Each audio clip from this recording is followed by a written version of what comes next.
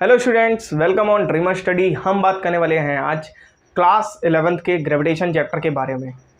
तो चलिए शुरू करते हैं। और शुरू करने से पहले कुछ बात भी कर रहे हैं ग्रेविटेशन चैप्टर के बारे में कि भाई ग्रेविटेशन जो वर्ड है वो हम लोग जैसे ग्रेविटेशन वर्ड, जब भी जिक्र ग्रेविटेशन वर्ड का होता होगा तो दिमाग में एक वर्ड जरूर आता होगा, ग्रेविटी, है ना।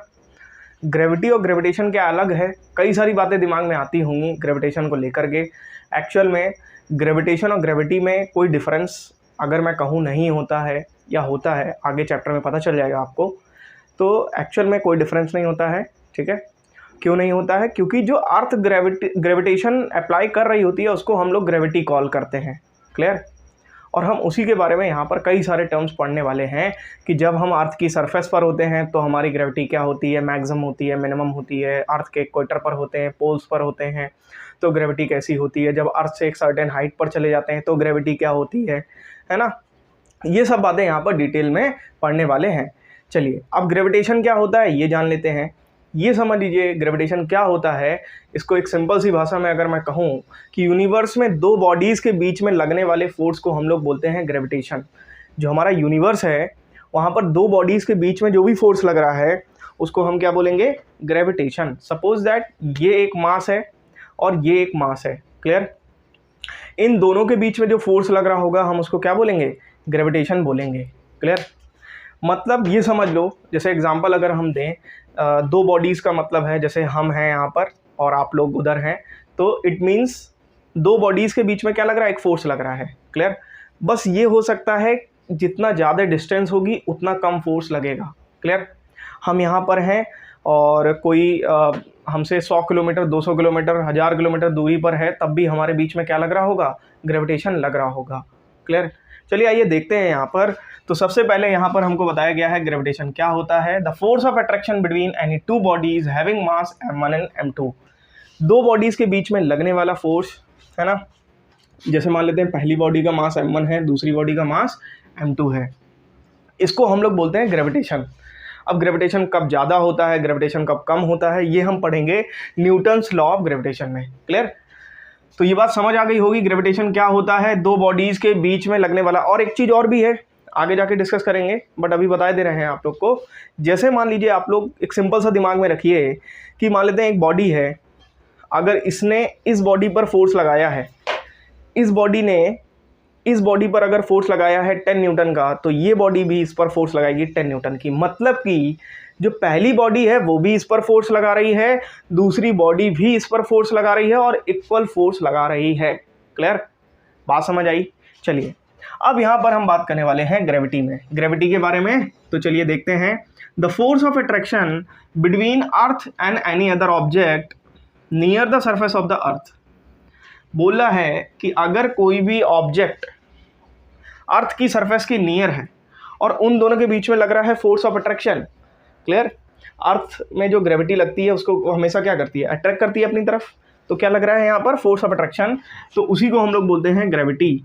अगर हम बात करें एक्सेलरेशन ड्यू टू ग्रेविटी की, तो अगर कोई बॉडी है इस थ्रोन अप, मान लेते हैं एक बॉडी है, हमने इसको ऐसे थ्रोन अप किया। क्लियर? तो अगर हम यहाँ पर बात करें, जैसे यहाँ पर एक सर्टेन हाइट पर हम क्या करते हैं, एक ऑब्जेक्ट को थ्रो कर रहे हैं। क्लियर? सपोज दैट हमने ये ऑब्जेक्ट लिया और इसको थ्रो किया। क्लियर? तो ये अभी जाएगा, इस पर हमने फोर्स अप्लाई किया था। अब सपोज ये बॉडी है, इस पर हमने फोर्स अप्लाई किया है, तो फोर्स क्या होता है, F = ma होता है। लेकिन जब ये यहाँ पर गिरेगा, क्लियर, वापस आकर के जब ये एक सर्टेन हाइट तक पहुँच जाएगा और ये गिरेगा, तो यहाँ पर ma ना होकर के ये mg हो जाएगा। क्लियर? ये जो a है वो एक्सेलरेशन बोलते हैं। जैसे कि F = ma आपने पढ़ा होगा, न्यूटन का सेकंड लॉ। तो a जो होता है वो एक्सेलरेशन होता है। क्लियर? लेकिन जब कोई बॉडी एक सर्टेन हाइट से गिर रही होती है, जैसे हमने इसको ma लगा दिया इसके ऊपर, अब ये सर्टेन हाइट से जब गिर रही है तो इस पर लगेगा gravitational force. Clear? F = ma होता है, सभी को पता है। तो यहाँ पर ma की अगर हम बात करें तो ma कब होता है, जब कोई बॉडी ऊपर की तरफ जाती है, और mg कब हो जाता है, जब वो बॉडी नीचे की तरफ आती है। g क्यों हो गया, आप दिमाग में आएगा। एक्सेलरेशन ड्यू टू ग्रेविटी जो वर्ड है आपने 9th स्टैंडर्ड में भी पढ़ा होगा, बट अभी यहाँ पे देखिएगा, ये इस वजह से हुआ है क्योंकि ये जो बॉडी गिर रही है यहाँ पर, ये ग्रेविटी के एक्सेलरेशन से गिर रही है। क्लियर? तो यहाँ पर इसको एक्सेलरेशन ड्यू टू ग्रेविटी हमने कॉल किया है। अगर हम यहाँ पर एक नोट लिखा हुआ है, नोट पे देखेंगे आप लोग, तो लिखा है the gravitational force applied by earth on other bodies so that force is known as gravity. ठीक है, अब देखिएगा, समझिएगा ये बात, ग्रेविटी क्या है। जो एक ग्रेविटेशनल फोर्स है जो अर्थ के द्वारा दूसरी बॉडीज पर लगाया जा रहा है, सपोज दैट ये है मार्कर, ठीक है। अब यहाँ पर जब ये नीचे गिरेगा, अर्थ इस पर क्या लगा रही है, ग्रेविटेशनल फोर्स, उसी को हम लोग बोल रहे हैं ग्रेविटी। अर्थ के द्वारा लगाए जाने वाला ग्रेविटेशनल फोर्स को हम लोग बोलते हैं ग्रेविटी। अब बढ़ते हैं आगे न्यूटन्स लॉ ऑफ ग्रेविटेशन की तरफ। न्यूटन्स लॉ ऑफ ग्रेविटेशन क्या कहता है, न्यूटन ने ही तो सब ग्रेविटेशन का ये सब बात हमको एक्सप्लेन करके दिया था, न्यूटन ने ही बताया था। तो न्यूटन ने बताया कि दो मास m1 और m2 हैं, क्लियर। मास जितने ज़्यादा बड़े होंगे, क्लियर, जैसे बड़ी बड़ी बॉडीज, जितनी बड़ी बड़ी बॉडीज होंगी उतना ही ज़्यादा उनके बीच में ग्रेविटेशनल फोर्स लगेगा। मतलब कि यहाँ पे देखिए, according to the law force of attraction between two object is directly proportional to the product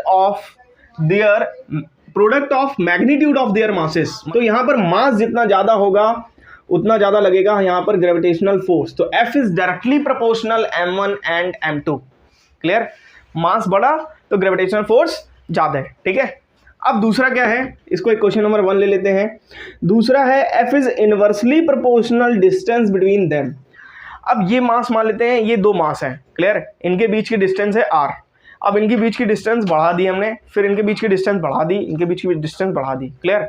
अब डिस्टेंस पहले इतनी थी, फिर इतनी हुई, फिर इतनी हुई, मतलब जैसे जैसे इन दोनों के बीच का डिस्टेंस बढ़ेगा वैसे वैसे इनके बीच में ग्रेविटेशनल फोर्स कम होने लगेगा। अगर हम डिस्टेंस को दुगना कर देते हैं तो 4 टाइम्स हमारा फोर्स क्या हो जाएगा, कम हो जाएगा। इसको बहुत ही नॉर्मल टर्म है। चलिए, ये क्वेश्चन नंबर 2 हो गई आपकी। तो ये हो जाएगा एक क्वेश्चन नंबर 1 एंड एक क्वेश्चन नंबर 2 को जब हम कंबाइन करेंगे तो क्या होगा, देखिए जरा। F is directly proportional m1 m2 upon r square, clear. When directly proportional का साइन यहाँ से हटता है तो यहाँ पर आ जाता है F is equals to g m1 m2 upon r square, clear, upon r square. तो ये हो गया, यहाँ पर फॉर्मूला निकल करके आ गया। अगर मान लेते हैं एक बॉडी बड़ी है और दूसरी छोटी है और हम एक बॉडी का मास ले लेते हैं m, दूसरी बॉडी का मास ले लेते हैं स्मॉल m, तो यहाँ पर आएगा gmm अपॉन r स्क्वायर, ये भी निकल करके आता है, क्लियर। अब यहाँ पर g क्या है, g है ग्रेविटेशनल कांस्टेंट, क्लियर। यहाँ पर ग्रेविटेशनल कांस्टेंट है और g, कैपिटल G की जो वैल्यू होती है वो होती है 6.67 इंटू 10 की पावर -11, क्लियर। अब यूनिट की अगर हम बात करें यहाँ पर तो यूनिट होती है newton metre square upon KG square, clear, ये इसकी यूनिट हो गई। अब हमसे कई बार डायमेंशन भी पूछ लिया जाता है, ग्रेविटेशनल कांस्टेंट का डायमेंशन बताओ। तो यहाँ पर ग्रेविटेशनल कांस्टेंट का डायमेंशन कैसे बताएंगे, आप सभी को पता होना चाहिए। देखिए ज़रा, अगर हम डायमेंशन की बात करें, डायमेंशन आप लोगों ने पढ़ा होगा, आपका पहला ही यूनिट दूसरा यूनिट डायमेंशन है। तो डायमेंशन में हमें न्यूटन मतलब फोर्स की डायमेंशन क्या होती है, mlt-2, क्लियर। और फिर मीटर का क्या होता है, l स्क्वायर। केजी का क्या होता है, केजी का डायमेंशन क्या होता है, केजी मास, क्लियर, m स्क्वायर हो गया। ये ऊपर जाएगा तो क्या होगा, m इनवर्स l की पावर 3 t-2। तो ये हमारी आ गई डायमेंशन किसकी, ग्रेविटेशनल कांस्टेंट। जी जो है हमारा क्या है, ग्रेविटेशनल कांस्टेंट। क्या है यहाँ पे, ग्रेविटेशनल कांस्टेंट। आई होप आप लोग को ये बात समझ आई होगी यहाँ तक। तो चलिए आगे बढ़ते हैं। अब यहाँ पर एक एग्जांपल लेते हैं और एग्जांपल के थ्रू समझने की कोशिश करेंगे यहाँ पर किस तरीके से यहाँ पर ग्रेविटेशन का हम लोग यूज कर रहे हैं। चलिए देखिए जरा, दो बॉडीज थी, मास था, पहली बॉडी का मास था 1000 kg, दूसरी बॉडी का जो मास था वो था 100 kg, क्लियर। और अगर हम बात करें यहाँ पर जो g का वैल्यू है वो कितना है, 6.67 इंटू 10 की power -11 newton metre square KG square, clear. और r की जो वैल्यू है वो है 10 metre square, sorry 10 metre. r का जो वैल्यू है वो है 10 मीटर। चलिए तो आप फोर्स बताएंगे भाई। फोर्स का फॉर्मूला क्या होता है, Gm1m2 अपॉन r²। हमसे पूछा है फोर्स क्या होगा, इनके बीच का ग्रेविटेशनल फोर्स क्या होगा, ठीक है, फोर्स क्या होगा ये बता दो भाई। तो फोर्स मतलब ग्रेविटेशनल फोर्स Fg की बात कर रहे हैं। तो देखिएगा जरा यहाँ पर क्या होगा ग्रेविटेशनल फोर्स, तो देखिएगा जरा क्या होगा ग्रेविटेशनल फोर्स। यहाँ पे रखेंगे 6.67 इंटू 10 की पावर -11। m1 का वैल्यू कितना है 1000 kg, m2 का वैल्यू 100, अपॉन में r का वैल्यू कितना हो जाएगा 10 का स्क्वायर। जाकर के यहाँ पे पुट करेंगे तो ये हो जाएगा 6.67 इंटू 10 की पावर -11 इंटू 1000 इंटू 100 अपॉन में 100, कैंसिल आउट हो गया। ये हो गया 6.67 इंटू 10 की पावर माइनस, ये पावर 3 है, ये पावर -11 है, 11 प्लस 3, तो ये हो जाएगा 6.67 इंटू 10 की पावर -8 न्यूटन। इतना फोर्स आएगा। मतलब कि आपको सिंपल सी बात है कि देखिए ग्रेविटेशनल फोर्स देखिए कितना कम है, कितना कम है, 10 की पावर -8। अब आप खुद ही समझ लीजिए, फोर्स तो होता है लेकिन बहुत ही कम फोर्स होता है। क्लियर, दो बॉडीज के बीच में लगने पर फोर्स तो होता है लेकिन यहाँ पर बहुत ही ज्यादा कम फोर्स होता है। सोचिए एक बॉडी है 1000 kg की, एक बॉडी है 100 kg की, तब ग्रेविटेशनल फोर्स लग रहा है 6.67 इंटू 10 की पावर -8 न्यूटन।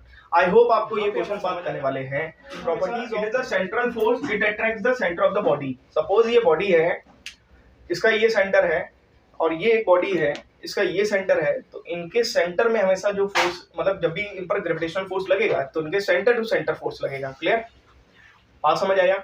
चलिए अब यहाँ पर बात करें अगर हम, तो ये एक तरह का कंजर्वेटिव फोर्स होता है और ये पाथ पर डिपेंड नहीं करता है। Clear, gravitational force is a type of conservative force, is a conservative force, it does not depend on a path, and the next one is it is a mutual force of attraction।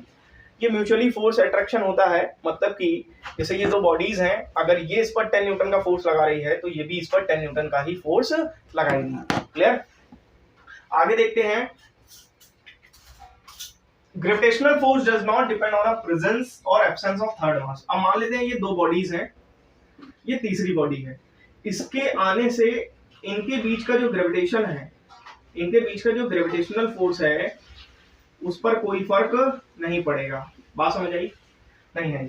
हाँ, ये हो सकता है, ये हो सकता नहीं, ये होगा कि इनके बीच में एक अलग ग्रेविटेशनल फोर्स लगेगा, इनके बीच में एक अलग ग्रेविटेशनल फोर्स लगेगा। मतलब तीसरी बॉडी के आ जाने से दो बॉडीज के बीच में लगने वाला जो फोर्स है, ग्रेविटेशनल फोर्स है, उनमें कोई भी फर्क नहीं आने वाला। तो चलिए इस वीडियो में हम इतना ही रखते हैं, मिलते हैं एक और नेक्स्ट वीडियो में, एक और नेक्स्ट पार्ट में। Okay, bye all of you, take care.